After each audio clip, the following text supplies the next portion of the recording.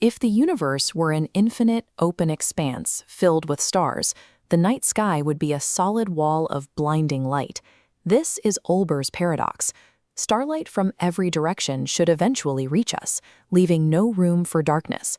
The Quran addresses this saturation in chapter 74, verse 31, defining a selective filter called the barzakh.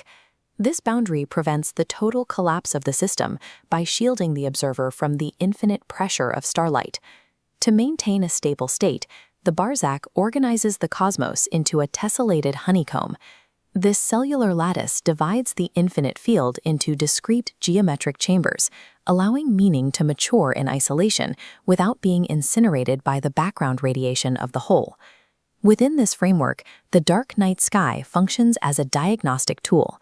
It reveals the presence of the lattice, the geometric filter that makes finite existence possible. Chapter 39, verse 23, describes this self-referencing topology. This is the dual caustic universe, or the DCU. The first component of the system is the D10 field, or Kalk. This is the manifest domain of matter and resistance, the transient physical track of earthly existence.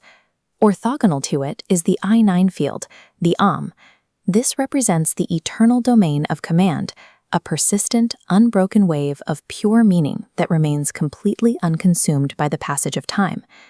Chapter 7, verse 54, establishes the law governing their interaction. Creation and command operate in a functional sequence, ensuring that every physical event is slave to an underlying structural command. Every coordinate in the universe is a result of these two fields acting simultaneously. Matter provides the vessel, while the command provides the trajectory. We map the D10 field as a vanishing dotted track, and the I9 field as a persistent solid line. Together, they define the edges of the hexagonal cell. The corners of the hexagon represent wipeout vertices, critical 60-degree topological turns where the medium undergoes a phase change. At the water vertex in chapter 11, verse 44, the physical D10 track dissolves into the flood. Only the I9 arc possesses the structural integrity to float upward, surviving the transition through the command. In chapter 15, verse 74, the residents of Leet City reached the stone vertex. They failed the 60-degree turn, their physical momentum overshooting the lattice until it shatters into petrified, calcified remains. These failure states demonstrate the law of the DCU. A physical trajectory without the I9 command cannot negotiate a phase change. It either drowns or it permanently petrifies. But the most radical phase change of all occurs at the fire vertex, as described in chapter 21, verse 69. This coordinate triggers a topological inversion.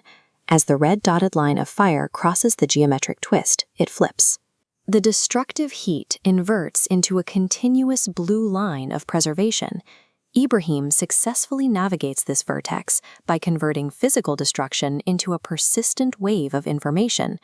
The fire turns cool because the topology of the command overrides the chemistry of the matter. Within the DCU, physical threats are geometric boundaries. Topological alignment with the I9 command transforms a terminal catastrophe into a path of safe passage. The mathematical engine of the hexagonal cell is Euler's double angle identity. This formula maps the variables of life, death, and return to the names Yahya, Isa, and Ahmed. The Quran mirrors this mathematical doubling in its root structure. Chapter 19, verses 15 and 33 use an identical sequence, birth, death, and resurrection, to define the boundaries of the field. Chapter 16, verse 68, employs the metaphor of the bee. Like a bee performing a waggle dance, the I9 field vibrates to broadcast precise spatial coordinates into the dark. This information wave precedes the physical event. In chapter 61, verse 6, Isa announces the coordinates of Ahmed. This broadcast of the name and the rank establishes the information in the field long before the physical person materializes to fill it. The DCU operates on a predict and fill model. The meaning is broadcast geometrically through the command, and only then does the physical matter arrive to occupy the predefined slot. When matter attempts to form its own geometry without the command, it creates a false hexagon. The golden calf of chapter 20, verse 88, is a rigid, asymmetric construction, a physical mimicry of life that lacks a central wave. Pharaoh in chapter 10, verse 92, represents the drowned bee. He is pure D10 physical mass that rolled into a wipeout vertex and permanently stopped, leaving only a body as a sign. Bilqis, the Queen of Sheba, represents the inverse.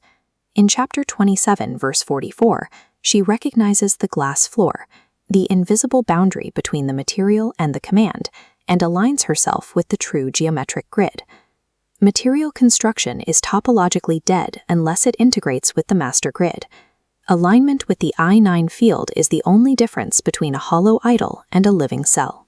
When a central node locks into the hexagon, it ignites the cell, flooding the geometric chamber with a dense golden fluid. This coordinate is the 1912 centromere, the grip. This is the active node the reader must occupy to stabilize the cell. This golden fluid represents the generation of the book, honey produced only when the reader grips the center and bridges the material track with the eternal command. The amanat, or trust, of chapter 33, verse 72, sorts reality based on this center. Some grip the structure to produce honey, while others build empty cells that eventually collapse. The universe requires the reader's grip to transform from a silent geometric lattice into a living, active reality.